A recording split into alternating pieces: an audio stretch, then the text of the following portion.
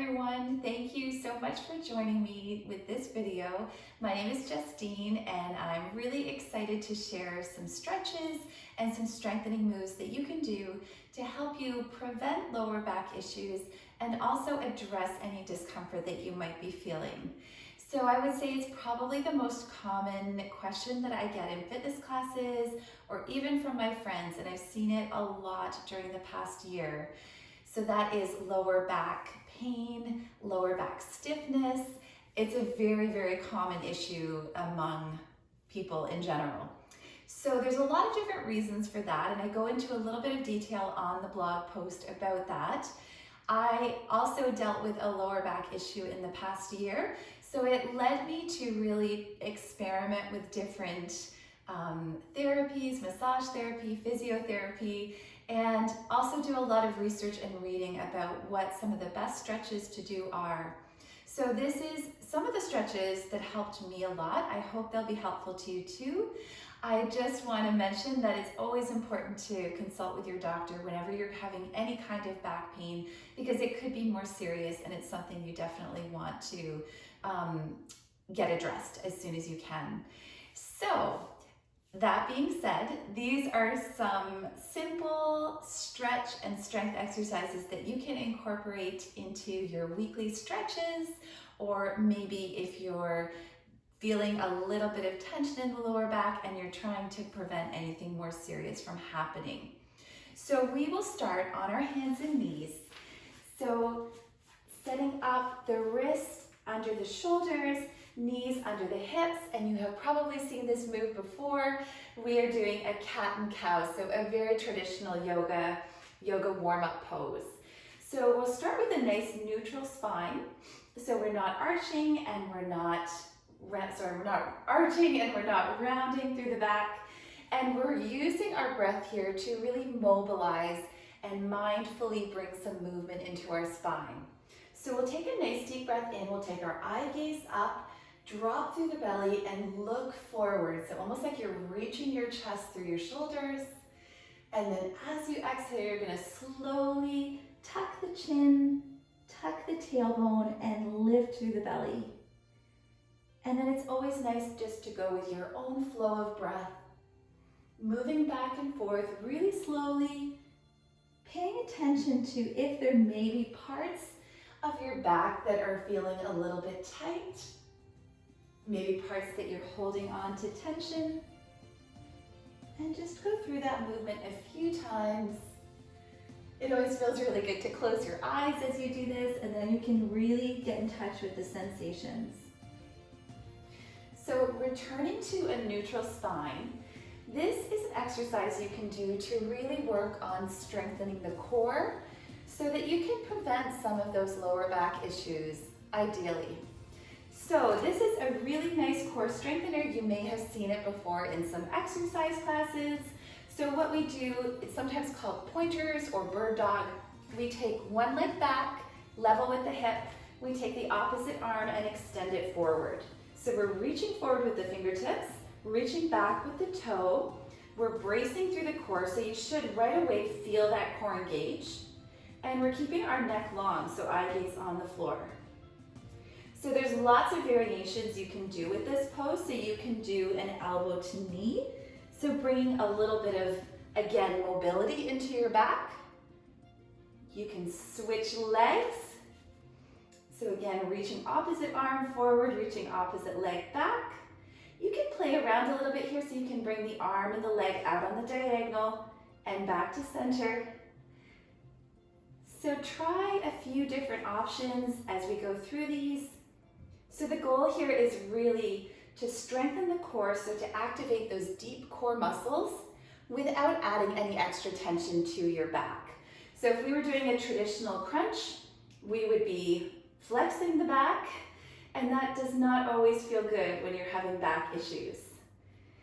So let's just have a seat and chat really briefly about the core and the connection with lower back issues. So oftentimes, injuries to the back, that's why we get back pain, but it can also be from poor posture and from underdeveloped muscles. So what can happen is if your core does not have a good base of strength, you can wind up overcompensating with the muscles in the low back, which can cause some tension. The same thing if the glutes are not firing appropriately, you can compensate in the lower back. Also, tight hip flexors, which we'll address in the next stretch, those can also be a cause of tension in your lower back. So just being aware of the muscles that can really help to support the back. So really working on strengthening the core and also strengthening the glutes. So different ways that you can do that, but we're gonna focus on a few more moves to really work on opening the hip flexors, stretching into the glutes, and going from there with a nice relaxation at the end. So if you take your feet out about hip width apart, we're just gonna take our hands in behind the lower back, really nice and relaxed. So what we will do is we will windshield the knees from side to side. So we're just gonna let the knees tip to one side and then over to the other side. So what we're doing here is we're just adding a very, very gentle rotation through the back. And then we're also working on stretching and opening a little bit of the front of the hip flexors. So some other stretches that you could do a kneeling lunge stretch to work on opening through the hip flexors. Good, so we just do that a few times and then come back to center. Now, stretching the glutes. So taking one foot, crossing it over, flexing that foot, again, taking your hands behind you. So this is where you can adjust the stretch to take it a little bit deeper or back off a little bit. So you're gonna push into your palms, lift the hips up. So I'm gonna take my hips a little bit closer to the ankle. And you should feel a stretch in the glutes and a little bit into the piriformis, which is a deeper muscle within the glutes. So again, glute tension can also add to some lower back issues. For me, that was one of the big issues, was really, really tight glutes. So working on stretching them is part of the way that I try to prevent something from happening again. So you can rock gently from side to side. You can push into the palms, lift the chest and lift the gaze. And this is the same kind of stretch that you would be doing on your back. So you might have done this at the end of a workout where you cross the foot over and thread your arms through, doing that reclined figure four stretch. So as always, breathing, noticing areas that feel pretty tight and then working with your breath. So inhaling and then exhaling to go a little bit deeper into the stretch. It should feel good. This is a feel good stretch for sure. All right, so we'll release the legs and I'd like to leave you with a very easy, restful pose to really relax the muscles in the lower back. So often in yoga, we will do a bridge pose. And what's really nice is to do a supported bridge pose. That's where you can really work on breath and just allowing the muscles to relax. So there's a few different ways to do it. Often in yoga, we will use a yoga block under the lower back or just under in between the hips, and that will give you the support. You can also use blankets. You can use a bolster to kind of lift your hips up and support them. I like to use the core ball. I find the yoga block, especially if you're having any kind of discomfort in your low back, can feel a little bit harsh. So what we'll do is we'll come lower yourself down, nice and easy. Plant the feet about hip width apart. And you have to play around a little bit to get the sweet spot for this stretch. So what you can do is push into the heels, lift the hips up, and then just gently place that ball under usually it goes about under your tailbone, maybe a little bit above the tailbone, somewhere where it feels good, you feel supported, and you can start to allow those muscles to relax. So you can take your arms out from the side to feel a little bit more supported. Let your eyes close. You might have a little bit of movement going on. I mean, you're creating a little bit of instability, but it should feel soft. So the core ball is nice and soft. You should ideally have a little bit of squishiness to it. You don't want it to be too firm. And then just breathe and focus on allowing those muscles in the lower back to really melt into that supporting ball. And again, same thing if you have a yoga block or you have blankets, you're going to do the same thing. So just allowing yourself to feel supported, allowing those hip flexors to work on softening and opening up. It should feel really good. And you've got your arms for support. You can also play around. You might even want to take one knee at a time into your chest. And that is just going to, again, give you a very, very gentle mobility movement for your lower back.